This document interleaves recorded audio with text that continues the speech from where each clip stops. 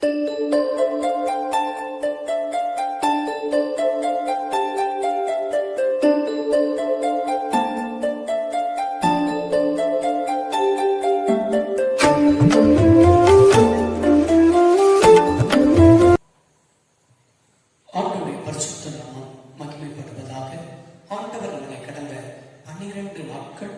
6வது மாதத்தில் காண கர்த்தர் கிருபைக்கு இந்த 13வது நாளையும் இதன் வாயிலாக உங்களை பார்க்கவும் உங்களோடு கூட நல்ல கர்த்தருடைய வார்த்தையை பகிர்ந்து கொடுக்கவும் தேவன் தந்த வாய்ப்பை நினைத்து நான் கர்த்தரை துதிக்கிறேன், ஆண்டவரை மகிமைப்படுத்துகிறேன். ஆண்டுடைய சன்னிதானத்தில் காத்திருக்கும் பொழுது ஆண்டவர் யாத்ராகமத்தின் புஸ்தகம் 13ஆம் அதிகாரம் 17வது வசனத்தை என் கண்களுக்கு முன்பாக கர்த்தர் கொண்டு வந்தார். பார்வோ ஜனங்களை போகவிட்ட பின்பு ஜனங்கள் யுத்தத்தை கண்டால் மனமடைந்து எகிப்துக்கு திரும்புவார்கள் என்று சொல்லி பெலிஸ்தரின் தேச வழியாய் போவது சமீபமானாலும் தேவன் அவர்களை அந்த வழியாய் நடத்தாமல் சிவந்த சமுத்திரத்தின் வழியாய் ஜனங்களை சுற்றி போக பண்ணினார். வானத்தையும் பூமியையும் உண்டாக்கின சர்வ வல்லமையுள்ள தெய்வமே, இந்த 6வது மாதத்திலையும் இம்மட்டும் கர்த்தர் எங்களை பாதுகாத்து வழிநடத்தி ஆண்டவரை வருகிற எல்லா கிருபையை நினைத்து ஆண்டவரை துதிக்கிறோம். இதன் வழியாக எங்கெங்கெல்லாம் உட்கார்ந்து கர்த்தருடைய வார்த்தையை கேட்டுக்கொண்டிருக்கிறார்களோ கேட்டுக்கொண்டிருக்கிற ஜனங்களை என் ஆண்டவர் ஆசீர்வதிப்பீராக. என் ஆவாயிருந்து ஆவியானவர் இப்பொழுது பேச நாங்கள் கேட்கிறோம். இயேசுவின் நாமத்தில் பிதாவே. யாத்ராகமத்தின் புஸ்தகம் 13ஆம் அதிகாரம் 17வது வசனத்தில் இவ்வாறாய் வாசிக்கிறோம். பெலிஸ்தரின் தேசம் வழியாய் போவது சமீபமானாலும் தேவன் அவர்களை அந்த வழியாய் நடத்தாமல் சிவந்த சமுத்திரத்தின் வழியாய் ஜனங்களை சுற்றி போக பண்ணினார். எனக்கு அருமையான தேவனுடைய பிள்ளைகளே, பெலிஸ்தரின் வழியாய் போவது கானான் தேசம், ஆண்டவர் வாக்கு பண்ணின தேசம். அந்த வாக்கு பண்ணின தேசத்திற்கு ஆண்டவர் தம்முடைய ஜனங்களை அழைத்து செல்வதற்கு என்ன செய்கிறார் என்று சொன்னால், பெலிஸ்தர் வழியால் போனால் ஒரு சில நாட்களுக்குள்ளாக அந்த கானானை என்ன செய்து விடலாம் என்று சொன்னால் அடைந்து விடலாம். ஆனால் அந்த வழியால் போனால் என் ஜனங்கள் யுத்தத்தை கண்டு என்ன செய்வார்கள் என்று சொன்னால், இங்க சொல்லியிருக்கிறது மனம் அடித்து போவார்கள், இல்லை என்றால் எகிப்துக்கு திரும்பி போவார்கள் என்று சொல்லிதான் பெலிஸ்தரின் தேசம் வழியாய் ஆண்டவர் நடத்தாமல் வேறு வழியாய் ஆண்டவர் அவர்களை சுற்றி போக பண்ணினார். இந்த பிரசங்கத்தின் தலைப்பு தான் என்ன அப்படின்னு சொன்னால், கர்த்தருடைய வழி நடத்துதல். எனக்கு அருமையான தேவனுடைய பிள்ளைகளே, சில சமயத்தில் நம்முடைய வாழ்க்கையில் ஒரு சில நாட்களுக்குள் கிடைக்கிற ஆசீர்வாதங்கள் வருடங்களாகலாம், மாதங்களாகலாம். ஏன் இந்த காரியங்கள் இப்படி வருடக்கணக்காய் எடுத்துக் கொண்டிருக்கிறது, வருடக்கணக்காய் தடைபட்டு போயிருக்கிறது என்று சொல்லி நாம் நினைப்பதுண்டு, நாம் புலம்புவதுண்டு. ஆனால் ஒரு சில நாட்களுக்குள் அடைய வேண்டிய ஆசீர்வாதத்தை 40 வருஷமாய் வனாந்தரத்திலே சுற்றி வருவதற்கு ஒரு நோக்கம் உண்டு, ஒரு முகாந்திரம் உண்டு. அதே போலதான் உன்னுடைய வாழ்க்கையிலும் இந்த வார்த்தையை கேட்டுக்கொண்டிருக்கிற தேவ ஜனமே, உன்னுடைய வாழ்க்கையிலும் சில நாட்களுக்குள் கிடைக்க வேண்டிய ஆசீர்வாதங்கள் தடைப்பட்டிருக்கிறதா? கவலைப்படாதீங்க. கர்த்தர் உங்களை இந்த பாதை வழியாக நடத்துகிற நினைத்து துதிங்க. பாதை வழியாக நடத்துகிற ஆண்டவர் உங்கள் கூடவே இருக்கிறார் என்பதை நீங்கள் அறிந்து கொள்ள வேண்டும். ஏசாயா தீர்க்கதரிசன புத்தகம் 48ஆம் அதிகாரத்தை நீங்கள் என்னோடு கூட சேர்ந்து திருப்புங்கள் என்று சொன்னால் ஆண்டவர் அழகாய் சொல்லியிருக்கிறார்.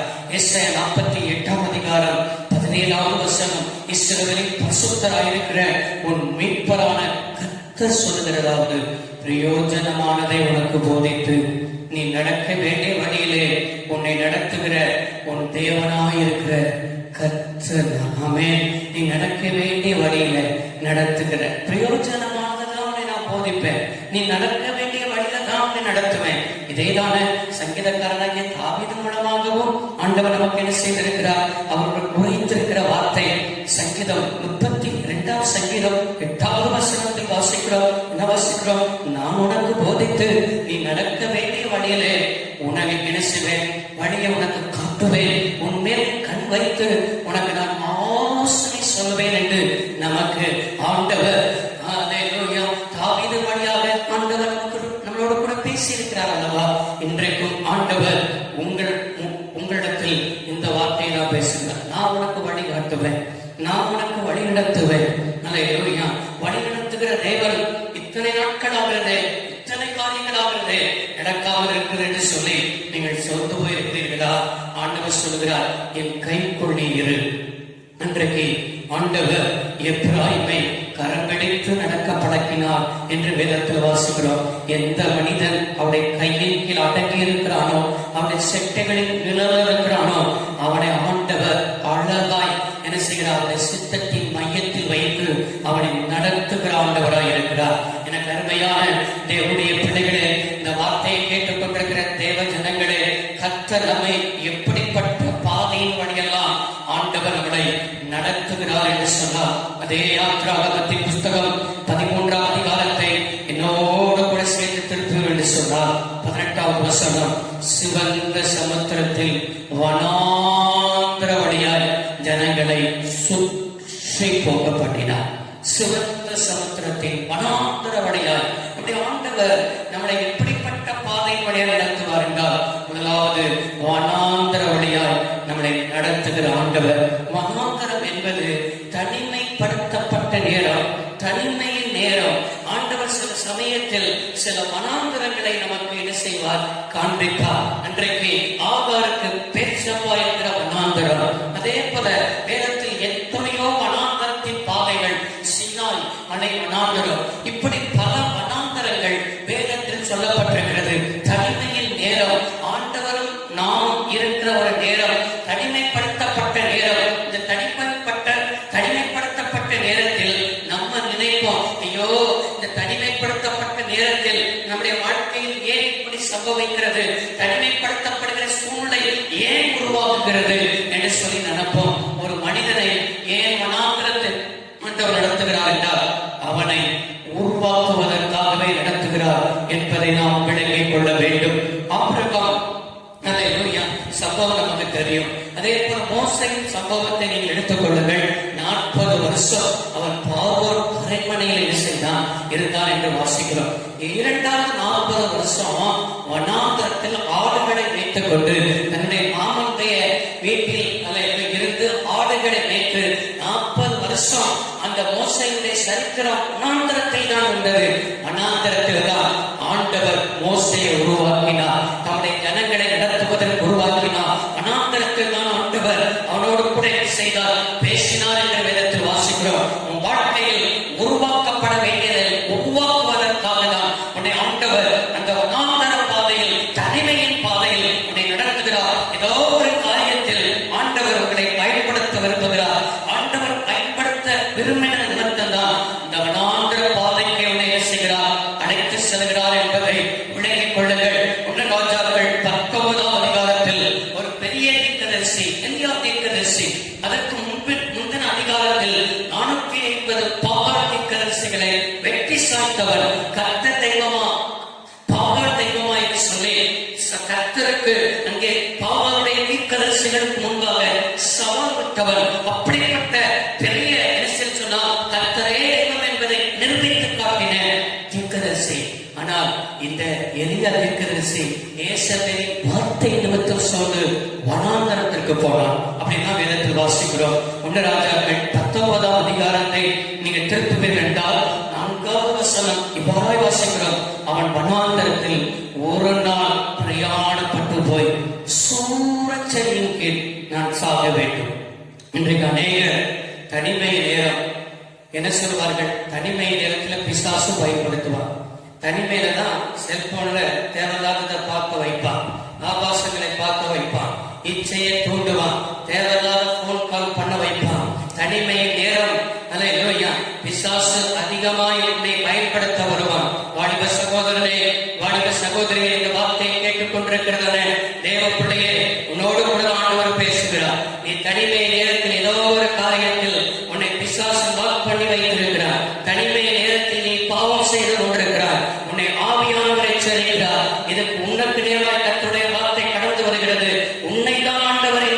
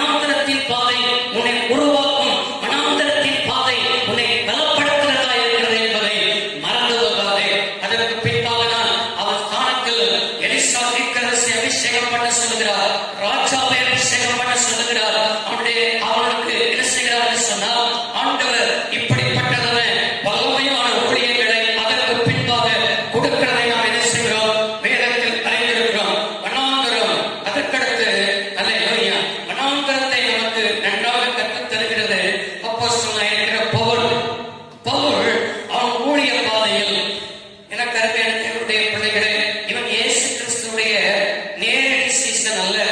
இவன் என்ன செய்தான் சொன்னா, தமஸ்கு வீதியில் தான் ஆண்டவர் இவனை கர்த்தர் சந்தித்தார். சந்தித்த பின்பாக அவன் புறஜாதிகளுக்கு சுவிசேஷத்தை அறிவிக்கும்படி தேவன் தெரிந்து கொள்ளப்பட்டதான ஒரு பாத்திரம் தான் யார் என்று சொன்னால் பவுல். இவன் உடனே பேதுருவிட்டையோ யாக்கோபிட்டையோ மற்ற அப்போஸ்தலரிடத்திலேயோ போய் ஆலோசனை பண்ணாமல், கலாத்தியர் கடிதம் நிருபம் 1ஆம் அதிகாரம் 17வது வசனம், எனக்கு முன்னே அப்போஸ்தலரிடத்திலேயோ எருசலேமுக்கு போகாமல் அரபி தேசத்திற்கு புறப்பட்டு போய் மறுபடியும் தமஸ்கு ஊருக்கு திரும்பி வந்தால் 3 வருஷம் சென்றவென்று 3 வருஷம் அரபி தேசம் என்ற பாலைவனம், அந்த பாலைவனத்துல போய் கர்த்தரும் அவனும் அந்த அனுபவத்தில் வனாந்தரத்தில் கர்த்தரோடு கூட கழித்திருந்தான். வேதத்தில் வாசிக்கிறோம் என்று கலாத்தியர் 1ஆம் அதிகாரம் 16வது வசனத்தில் வாசிக்கிறோம், அவரை எனக்குள் வெளிப்படுத்த பிரியமாயிருந்தபடியால் உடனே நான் மாம்சத்தோடும் இரத்தத்தோடும் யோசனை பண்ணாமல் அவரை எனக்குள் வெளிப்படுத்த பிரியமாயிருந்தபடியால். எனக்கு அருமையானவர்களே, இன்றைக்கு நமக்குள் தேவனுடைய ஒரு வெளிப்பாடு, நம்ம தேவனை அறிவு இன்னும் வளர வேண்டும், தேவனுக்குள் வளர வேண்டும் என்று சொன்னாலே வனாந்தரம் வாழ்க்கை அல்ல. தேவன் உனக்குள்ள என்ன செஞ்சா வெளிப்படணுமா, உன்னை வனாந்தரத்தில் கொண்டு சென்றே ஆவார். அதே போலதான் நாம் ஆராதிக்கிற இயேசு வனாந்தரத்திற்கு என்ன செய்தார், புறப்பட்டு சென்றார் என்று வேதத்தில் வாசிக்க முடிகிறது. லூக்கா எழுதின சுவிசேஷ புத்தகம் 4ஆம் அதிகாரம் 8வது வசனம், 40 நாள் பிசாசினால் சோதிக்கப்பட்டார். அந்த நாட்களில் அவர் ஒன்றும் புசியாமல் இருந்தார். லூக்கா 4ஆம் அதிகாரம் 1வது வசனம், இயேசு பரிசுத்த ஆவியினால் நிறைந்தவராய் யோர்தானை விட்டு திரும்பி ஆவியானவரால் வனாந்தரத்துக்கு கொண்டு போகப்பட்டார். வனாந்தரம், இயேசு ஏன் வனாந்தரத்துக்கு போக வேண்டும்? இயேசு தான் ஆதியிலே தேவனாய் இருந்தாரே, உண்டானதெல்லாம் அவர் மூலமாக தான் உண்டானதே, ஏன் அவர் வனாந்தரத்திற்கு கடந்து செல்ல வேண்டும் என்றால், இந்த பூமியில் ஆண்டவர் என்ன செய்தார், மனுஷகுமாரனாக வெளிப்பட்டார். 100% தெய்வமாய் இருந்தார், 100% மனிதனாய் இருந்தார். அவர் மனிதனாய் இருந்தபடினால் தான் ஆவியானுடைய பலன் அவருக்கு தேவைப்பட்டது. ஆவியானுடைய பலத்தினால் என்ன செய்தார் என்று சொன்னால், வனாந்தரத்துக்கு போனால் 40 நாள் புசியாமல் இருந்தார். அங்கே சாத்தான் அவனை சோதிக்க வந்தார். ஆண்டவர் தம்முடைய வார்த்தையினால் வசனத்தினால் அவனை ஜெயித்தார் என்று பார்க்கிறோம். அப்போ ஆவியானுடைய பலன், உன்னதத்தின் பலன் தரித்துக் கொள்வதற்காக தான் வனாந்தரத்தில் ஆண்டவரும் 40 நாள் காத்திருக்க வேண்டிய அவசியமாயிற்று. ஏன் நமக்கு ஆண்டவர் கற்றுத்தருகிறார்னா, உன்னதத்தில் ஒரு பலன் வர வேண்டும் என்றால் நீ வனாந்தரம், நீ தனிமையின் நேரத்தை சந்தித்தாக வேண்டும். ஆண்டவரும் நீயும், அதுதான் வனாந்தரம். வனாந்தரம்னா ஏதோ ஒரு கண்ணை கட்டி காத்துல விட்டு நினைச்சிடக்கூடாது. நிறைய பேர் வனாந்தரம் எங்கேயாவது கொண்டே விட்டுவாரு, அப்படி இல்லை.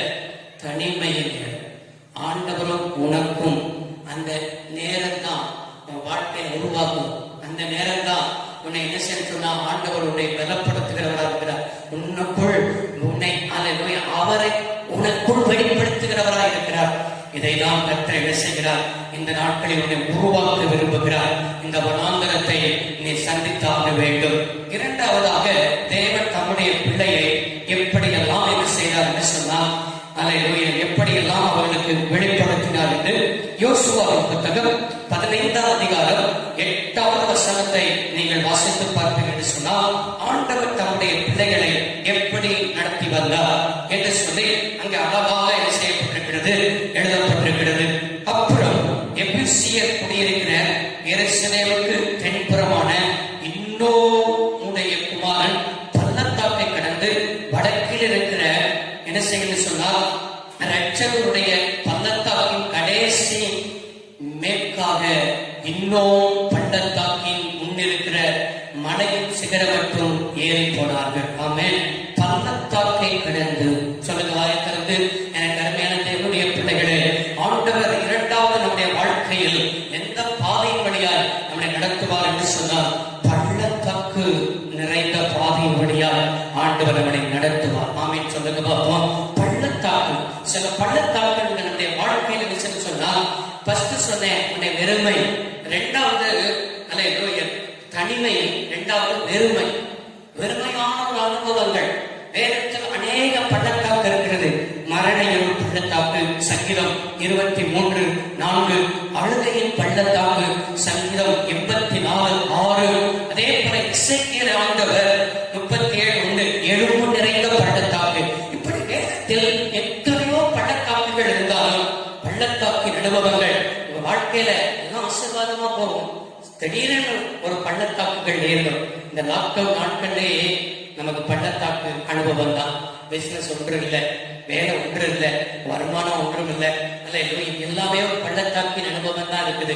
எல்லாமே ஆசீர்வாதத்தில் குறைச்சலான அனுபவங்கள் தான் இருக்கிறது. ஆனா ஆண்டவர் பள்ளத்தாக்குகளையும் நீரூற்றுகளால் ஆண்டவர் நிரப்புகிறவராய் இருக்கிறார். நாமே சொல்லுங்க பார்ப்போம்.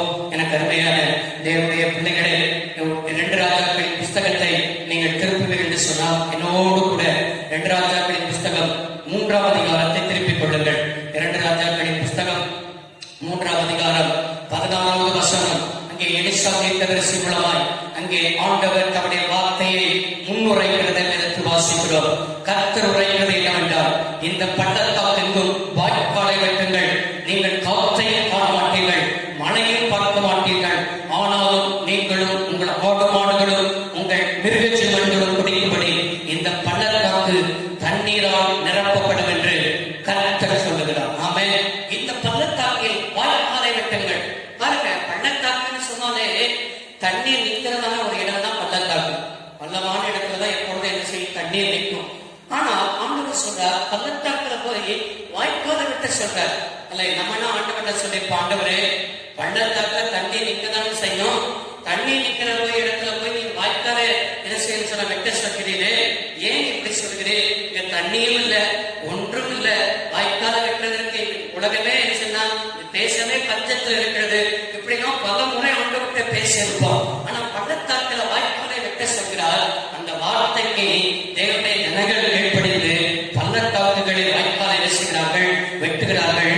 அதே போல் ஆண்டவர் என்ன செய்கிறார் என்று சொன்னால், வாய்க்கால் முழுவதும் தண்ணீரால் நிரப்பப்படும் என்று சொன்னவர் அதே போல் நிரப்பப்படுகிற ஆசீர்வாதத்தை அந்த ஜனங்கள் பெற்றுக் கொண்டார்கள். கரங்களை உயர்த்தி நாமே சொல்லுங்க பார்ப்போம். எனக்கு அருமையான தேவனுடைய பிள்ளைகளே, இன்றைக்கும் உங்களுடைய வாழ்க்கையில் எதெல்லாம் நிரப்பப்படாமல் ஒரு பள்ளத்தாக்கின் அனுபவங்களை போல உங்களுடைய வாழ்க்கையில் காணப்படுகிறதோ, இன்றைக்கு காற்றை காணாமல் மழையை பார்க்காமல் எந்த இடத்துல இந்த ஆசீர்வாதம் வராமல் உன்னதத்திலிருந்து ஒரு ஆசீர்வாதத்தினால் கர்த்தரின் ஆசீர்வாதமே ஐஸ்வர்யத்தை தரும், அதுடனே அவர் வேதனையை கொட்டால் என்ற வார்த்தையின்படியே அந்த உன்னதத்திலிருந்து பள்ளத்தாக்குகள் நிரப்பத்தக்கதாக, அந்த பள்ளத்தாக்கு தரிசன பள்ளத்தாக்காய் மாறத்தக்கதாக ஏசாயா தீர்க்கதரிசன புத்தகம் 22ஆம் அதிகாரம் 1வது வசனத்தில் அந்த பள்ளத்தாக்கு தரிசன பள்ளத்தாக்காய் மாறினது, ஆசீர்வாத பள்ளத்தாக்காய் மாறினது.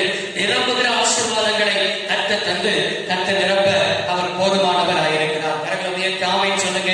உங்க பள்ளத்தாக்கு நிரம்ப போகுது. விசுவாசிக்கிறவங்க என்னென்ன காரியத்துல பள்ளத்தாக்கின் அனுபவத்தில் அமர்ந்து கொண்டு வேதனைப்பட்டுக் கொண்டிருக்கிறீர்களோ, இன்றைக்கு ஆண்டவர் தீர்க்கமாய் உங்களை பார்த்து முன் உரைத்துக் கொண்டிருக்கிறார். பள்ளத்தாக்கு நிரம்பும் என்பதாக ஆமென் சொல்லுங்க.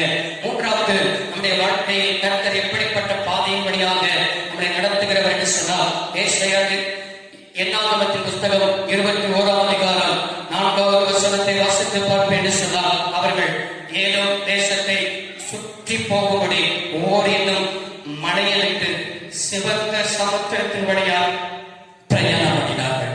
சிவந்த சமுத்திரத்தின் வழியா, செக்கடல் வழியாக ஆண்டவர் தம்முடைய பிள்ளைகளை பிரயாணம் பண்ண என்ன செய்தார்? செக்கடலை 2ஆக பிளந்தார். எனக்கு அருமையானவர்களே, வழி தெரியவில்லை. பின்னால் பார்வோனுடைய சேனை, பார்வோனுடைய படை வலதுபுறமும் இடதுபுறமும் சூழ்ந்து கொண்டார்கள்.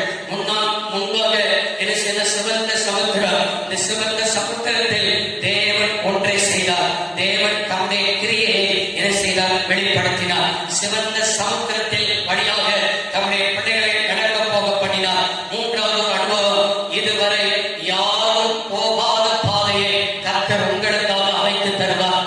இதுவரை அந்த பாதையின் வழியாக நீங்கள் போகாமல் இருக்கலாம், உங்களுடைய முன்னோர்கள் போகாமல் இருந்திருக்கலாம், அல்லேலூயா, யாரும் போகாமல் இருந்திருக்கலாம். அந்த பாதையை கர்த்தர் உங்களுக்காக அமைத்து தருவார். இந்த ஊழியத்தை பெற்றிருக்கிற நான் கூட அல்லேலூயா, என்னுடைய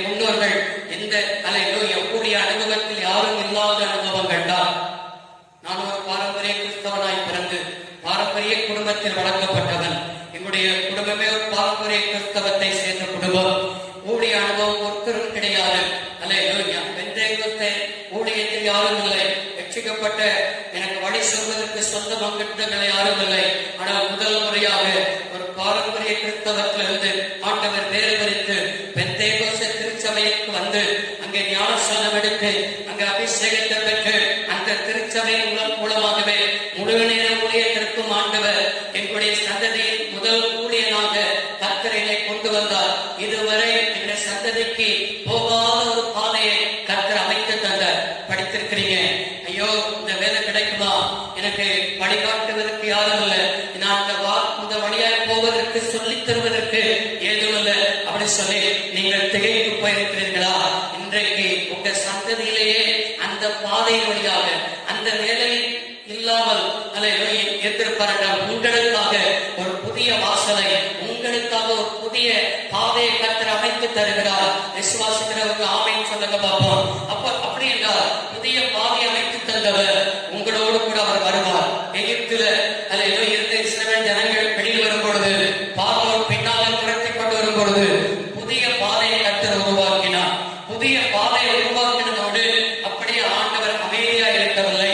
யாத்திராகமத்தின் புஸ்தகம் 14ஆம் அதிகாரம் 19ஆம் வசனம். அப்பொழுது இஸ்ரவேலின் சேனைக்கு முன்பாக நடந்த தேவதூதனானவர் விலகி அவர்களுக்கு பின்னாக நடந்தார். அவர்களுக்கு முன்னாயிருந்த மேகஸ்தம்பம் விலகி அவர்களுக்கு பின்னாக நின்றது. அதை எகிப்தியரின் சேனையையும் இஸ்ரவேலின் சேனையும் ராம் முழுவதும் ஒன்றோடு ஒன்று சேராதபடி அவர்கள் நடுவில் வந்து எகிப்தியர் மீது மேகமும் அந்தகாரமாய் இருந்தது. இஸ்ரவேலுக்கு அது இரவை வெளிச்சமாய் மாற்றினது. மோசே தன் கைகளை சமுத்திரத்திற்கு நீக்கினான். அப்பொழுது ராவணோடு பலத்த காத்தினான். சமுத்திரம் ஒதுங்கும்படி செய்தது. அதை வறண்டு போக பண்ணினான். ஜலம் பிளந்து பிரிந்து போயிற்று. அமைச்சலாமா எனக்கு அருமையான தேவனுடைய பிள்ளைகளே, தம்முடைய பிள்ளைகளுக்கு அது வெளிச்சமாய் இருந்தது. ஆனால் பார்வோனுடைய படைகளுக்கும் அது மேகமும் இருளுமாய் இருந்தது. அப்படியாக தம்முடைய பிள்ளைகளை அற்புதமாய் நடத்தினார். எந்த பார்வோன், எந்த எகிப்தியர்கள் இஸ்ரவேலர்களை ஒடுக்கினார்களோ அந்த மனிதர்களையே அந்த சமுத்திரத்தில் ஆண்டவர் என்ன செய்தார்னா மடிந்து போக பண்ணினார். உங்களை சொன்னால் ஒடுக்கினவர்கள், உங்களை துன்பப்படுத்தினவர்கள், ஐயோ இவர்கள் எனக்கு விரோதமாக செய்கிறார்களே என்று நினைக்கிறீர்களா? கவலைப்படாதீர்கள். உங்களுக்காக ஒரு புதிய பாதையை கர்த்தர் உருவாக்குவார். அந்த பாதை வழியாக நீங்கள் நடந்து செல்வீர்கள். நீங்கள் அந்த பாதை வழியாக நடந்து செல்வீர்கள். உங்களுக்காக ஆயத்தப்படுத்தின பாதை விளங்கிக் கொள்ளுங்க. நான் அந்த வேலைக்கு முயற்சி பண்றேன், ஆனா நான் முயற்சி பண்ண வேலையை இன்னொருத்தர் வந்து ஈஸியா வாங்கிட்டு போயிடறான். அவனுக்கு பின்னணியம் இருக்குது, பண சப்போர்ட் இருக்குது, ஆள் சப்போர்ட் இருக்கிறது, எல்லா சப்போர்ட் இருக்கிறது. எனக்கு ஒன்றும் இல்லை, அதனால் எனக்கு தான் கிடைக்க வேண்டிய வேலை அவனுக்கு கிடைத்து விட்டது நினைக்காதீங்க. உங்களுக்காக புதிய பாதை உருவாக்கப்பட்ட பாதை. உங்களால் மட்டும்தான் இந்த பாதையின் வழியாக பிரவேசிக்க முடியுமே தவிர பார்வோனோ எகிப்தியர்களோ அந்த பாதையின் வழியாக செய்ய முடியவில்லை. பிரவேசிக்க கர்த்தர் என்ன செய்யவில்லை, அனுமதிக்கவில்லை.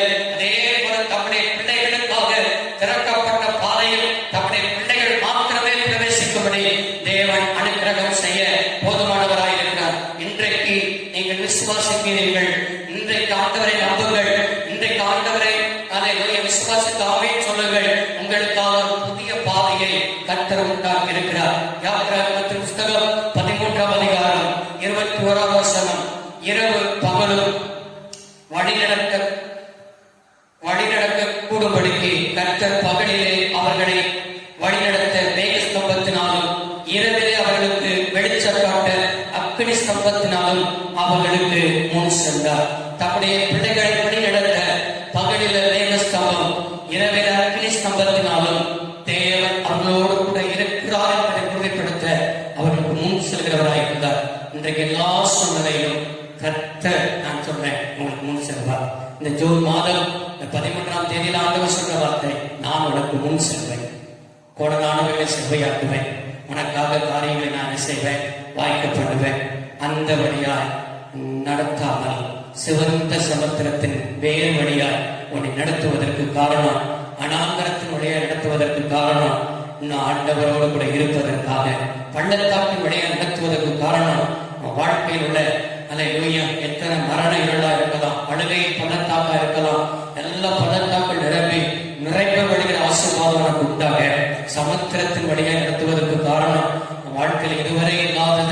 நீ காணும்படியாக தான் கர்த்தர் நடத்துகிறார். உன்னோடு கூட இருந்து உனக்கு முன் செல்கிறவராய் இருப்பார். வானத்தை பூமி உண்டாக்குன வல்லமை உள்ளவரே, இந்த வார்த்தையை கேட்ட பிள்ளைகள் ஆசீர்வதியும். உடைய பிள்ளைகளோடு கொடுக்கிறோம். உடைய பிள்ளைகளை வழிநடத்தி சொல்ல நாங்கள் ஜெபிக்கிறோம். இந்த வார்த்தையின்படியே உடைய பிள்ளைகளை பிதா குமாரன் பரிசுத்தாவியின் நாமத்தில் உடைய பிள்ளைகளை வாழ்த்துகிறோம், ஆசீர்வதிக்கிறோம். தேவனுடைய சமாதானம் கூட இருக்கட்டும். உடைய பிள்ளைகள் பள்ளத்தாக்கின் அனுபவங்கள் மாறட்டும். ஆண்டவரே ஸ்தோத்திரம். எங்களுடைய தேவன் பள்ளத்தாக்கின் தேவனாய் இல்லாமல் மலைகளின் தேவனாய் இருக்கிறேன். அதே போல பிள்ளைகள் அனாந்தரமான வாழ்க்கை, அனாந்தரம், எல்லா அனாந்தரங்கள் மாறட்டும். சமுத்திர வழியாய் நடத்தி இதுவரை திறக்கப்படாத பாதைகள், இதுவரை இல்லாத ஆசீர்வாதங்கள் உடைய பிள்ளைகளை கண்கள் காணத்தக்கதாக உடைய பிள்ளைகள் முன் செல்லணும் நாங்கள் ஜெபிக்கிறோம். உடைய பிள்ளைகளை வாழ்த்துகிறோம், ஆசீர்வதிக்கிறோம். கூட இருந்து என் ஆண்டவரோட எடுத்துகிறாக இயேசுவின் நாமத்தில் நல்ல பிதாவே, ஆமென். என் ஆத்மாவே கர்த்தரை ஸ்தோத்திரி, முழுதுமே பரிசுத்த நாமத்தை ஸ்தோத்திரி. என் ஆத்மாவே கர்த்தரை ஸ்தோத்திரி, உம்முடைய சர்வ உபகாரங்களையும் மறவாதே. இப்பொழுது கர்த்தராகிய இயேசு கிறிஸ்துவின் கிருபையும் பிதாவின் அன்பும் பரிசுத்த ஐக்கியமும் சந்தோஷமும் சமாதானமும் ஆன்லைன் வழியாக இந்த ஆண்டுடைய வார்த்தை கேட்ட தேவனுடைய பிள்ளைகளோடு இன்றும் இன்று சதா காலங்களில் உண்டாயிருப்பதாக கர்த்தர் ஆசீர்வதித்து உங்களை காக்க கடவர். கர்த்தர் தம்முடைய முகத்தை உங்கள் பிரகாசிக்கப்பட்டு உங்கள் கிருபையாக்க கடவர். கர்த்தர் தம்முடைய முகத்தை உங்கள் பிரசன்னமாக்கி உங்களுக்கு சமாதானம் கட்டளை கடவர். கர்த்தர் உங்களுக்காக முன் செல்கிறவராக இருப்பார், வழி நடத்துவார்.